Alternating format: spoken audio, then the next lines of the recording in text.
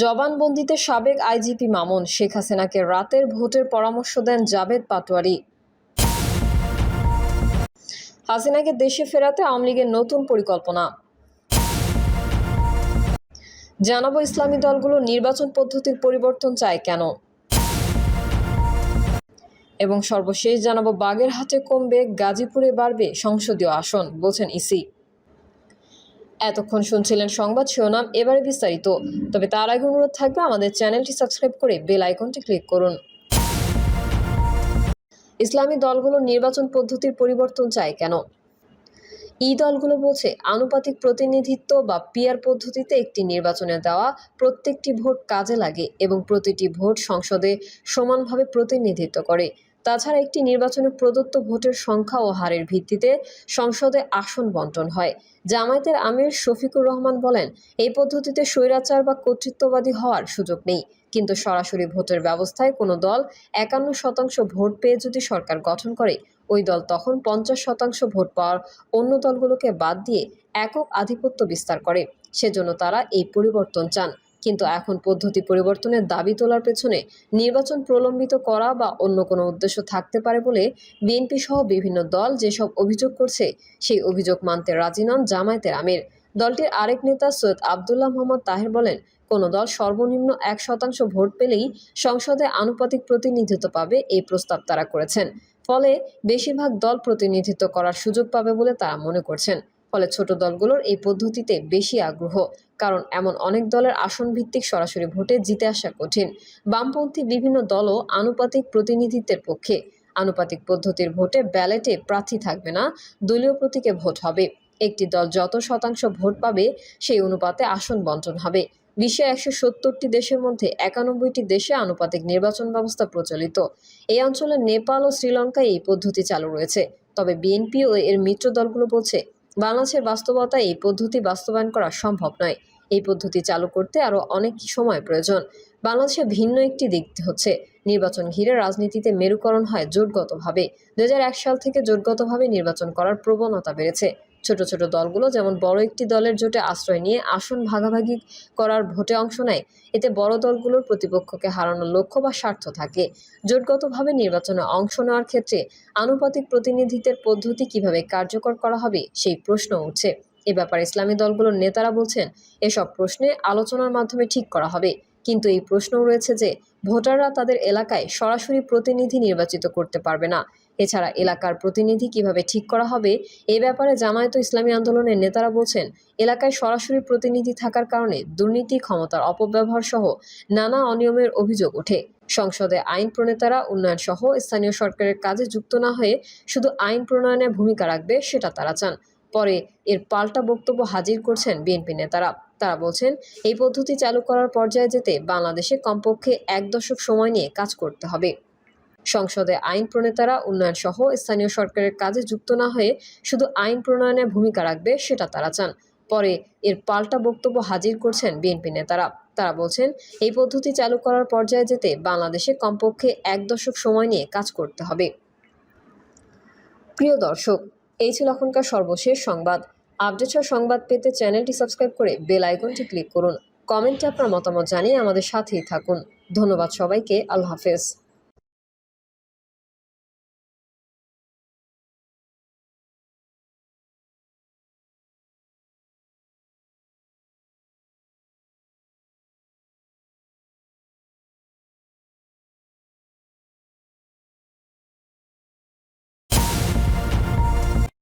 জবানবন্দিতে সাবেক আইজিপি মামুন, শেখ হাসিনাকে রাতের ভোটের পরামর্শ দেন জাবেদ পাটোয়ারি।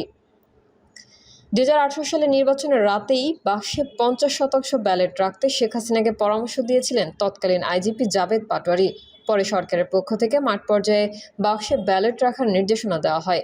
আন্তর্জাতিক অপরাধ ট্রাইব্যুনালের এক মামলায় চলতি বছরের 24শে মার্চ ঢাকার মুখ্য মহানগর হাকিম আদালতে আরেক সাবেক আইজিপি চৌধুরী আবদুল্লাহ আল মামুনের 5 পৃষ্ঠার জবানবন্দিতে উঠে এসেছে এমন চাঞ্চল্যকর তথ্য। জবানবন্দিতে তিনি জানান, গুম, নির্যাতন ও ক্রসফায়ারের সিরিয়াস নির্দেশনা আসত প্রধানমন্ত্রীর দপ্তর থেকে। সরাসরি নির্দেশনা দিতেন প্রধানমন্ত্রীর সামরিক উপদেষ্টা মেজর জেনারেল তারিক সিদ্দিকী। এসব কার্যক্রমের অনেক কিছুই পুলিশের সর্বোচ্চ পদে থেকেও তার অজানা থাকত। তিনি আরো বলেন, কাউকে উঠিয়ে আনা, গুম করে রাখার মতো বিষয়গুলো সাবেক সামরিক উপদেষ্টা জেনারেল তারিক সিদ্দিকী সরাসরি গোয়েন্দা কর্মকর্তাদের মাধ্যমে বাস্তবায়ন করতেন। এ ব্যাপারে পুলিশের আইজি হওয়া সত্ত্বেও আমাকে সবকিছু অবহিত করা হতো না। ব্যারিস্টার আরমানের টাস্কফোর্স ইন্টেলিজেন্স সেলে বন্দী থাকার বিষয়টিও জবানবন্দিতে উল্লেখ করেছেন সাবেক এই শীর্ষ পুলিশ কর্মকর্তা। আদালতে দেওয়া জবানবন্দিতে মামুন বলেন, ঢাকা মহানগর পুলিশের গোয়েন্দা শাখার সাবেক প্রধান মোহাম্মদ হারুনুর রশিদকে জিন বলে ডাকতেন সাবেক স্বরাষ্ট্রমন্ত্রী আসাদুজ্জামান খান কামাল, কেননা রাজনৈতিক সিদ্ধান্ত বাস্তবায়নে কার্যকর মনে করা হতো তাকে। তিনি আরও বলেন, রাজনৈতিকভাবেই সিদ্ধান্ত নিয়েই জুলাই আন্দোলন দমনে ব্যবহৃত হয় মরণাস্ত্র ও হেলিকপ্টার থেকে গুলি। শেখ হাসিনার নির্দেশনার কথা সে সময় পুলিশ প্রধানকে সরাসরি জানান তৎকালীন স্বরাষ্ট্রমন্ত্রী আসাদুজ্জামান খান। শেখ হাসিনার নির্দেশনার কথা সে সময় পুলিশ প্রধানকে সরাসরি জানান তৎকালীন স্বরাষ্ট্রমন্ত্রী আসাদুজ্জামান খান কামাল। আন্দোলন দমনের পরিকল্পনা হতো প্রতি রাতের বৈঠকে। হাসিনাকে দেশে ফেরাতে আওয়ামী লীগের নতুন পরিকল্পনা। গত বছরের 8ই আগস্ট ডক্টর মোহাম্মদ ইউনূসের নেতৃত্বে অন্তর্বর্তীকালীন সরকার গঠনের পর থেকেই চলছিল একের পর এক ষড়যন্ত্র। নানামুখী অপতৎপরতার মাধ্যমে নতুন সরকারকে ব্যর্থ করার সর্বাত্মক প্রচেষ্টা চালিয়েছিল পরাজিত শক্তি।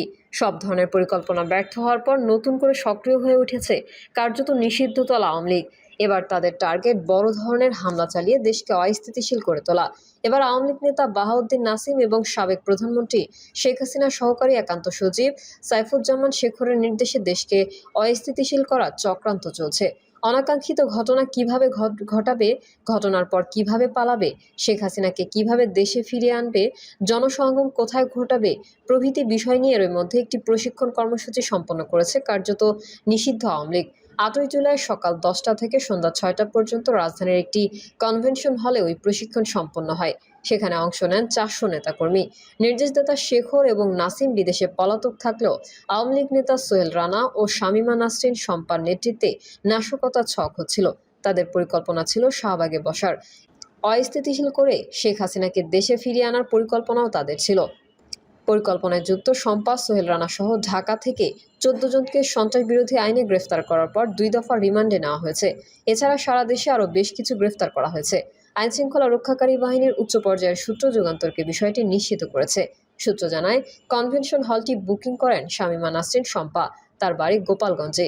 তিনি আওয়ামী লীগের রাজনীতির সঙ্গে জড়িত। জনশক্তি রপ্তানিকারক প্রতিষ্ঠানের আড়ালে তিনি ভাড়া নেন কনভেনশন হল।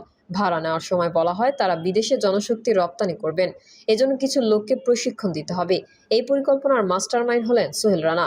তিনি যুবলীগের রাজনীতির সঙ্গে জড়িত, বাড়ি বরগুনায়। সূত্র জানায়, প্রশিক্ষণ কর্মসূচিতে যোগ দেন সারা দেশ থেকে আওয়ামী লীগ, ছাত্রলীগ ও যুবলীগের 400 জন নেতাকর্মী।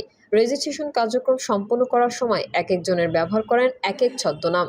কারো পরিচয় দেওয়া হয় রাজমিস্ত্রি, কেউ কার্পেন্টার, কাউকে বানানো হয় বাগান পরিচর্যাকারী এবং বা অন্যান্য শ্রমজীবী।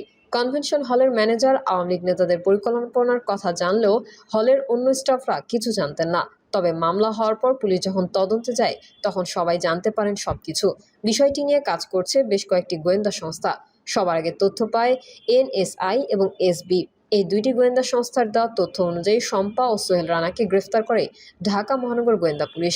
পরদিন সন্ত্রাস বিরোধী আইনে তাদের বিরুদ্ধে মামলা হয় রাজধানীর ভাটারা থানায়। প্রশিক্ষণের বিষয়বস্তু সম্পর্কে জানতে চাইলে আইন প্রয়োগকারী সংস্থার সংশ্লিষ্ট সূত্র জানায়, আওয়ামী লীগ, নিষিদ্ধ ছাত্রলীগ, স্বেচ্ছাসেবক লীগ সহ দলীয় নেতাকর্মীদের কার্যক্রম গতিশীল করা, রাজপথে নামা, দেশকে অস্থিতিশীল করার জন্য তারা কোথায় বসবে, কে কতজন লোক আনবে, কোথায় কিভাবে আত্মগোপনে লুকিয়ে থাকবে, নিজেদের কথোপকথন কিভাবে হবে, দলীয় জনসমর্থন বাড়ানো এবং ষড়যন্ত্রের মাধ্যমে দেশকে অস্থিতিশীল করে শেখ হাসিনাকে ফিরিয়ে আনা সহ নানা বিষয়ে কর্মসূচি দেওয়া হয়েছে। 29 জুলাই থেকে 8ই আগস্টের মধ্যে যে কোনো দিন হামলা হতে পারে গোয়েন্দাদের আশঙ্কা। তাই এই 11 দিনের জন্য সর্বাত্মক প্রস্তুতি নিচ্ছে আইনশৃঙ্খলা বাহিনী। জানতে চাইলে Dhaka Metropolitan Police commissioner Sheikh Mohammad Sajjad Ali যুগান্তরকে বলেন, অপরাজিত রাজনৈতিক শক্তির অপতৎপরতার পরিকল্পনা আমরা জেনেছি, সেই অনুযায়ী যথাযথ ব্যবস্থা নিচ্ছি। মূল হোতাসহ ইতোমধ্যে বেশ কয়েকজনকে গ্রেফতার করেছি। আশা করছি তারা সফল হতে পারবে না। পুলিশের ঢাকা রেঞ্জের ডিআইজি রেজাউল করিম মল্লিক বলেন, 29 জুলাই থেকে 8ই আগস্ট পর্যন্ত এই 11 দিন যে নাশকতার আশঙ্কা করা হচ্ছে সে বিষয়ে আমরা সর্বাত্মক প্রস্তুতি নিয়েছি। কোনো ফ্যাসিবাদী চক্রের স্থান থেকে ঢাকা রেঞ্জে হবে না। ঢাকা রেঞ্জের যেখানেই ফ্যাসিস্টরা লুকিয়ে থাকুক না কেন তাদের আইনের আওতায় আনা হবে। এ বিষয়ে সব জেলার এসপিকে আমি কঠোর নির্দেশনা দিয়েছি।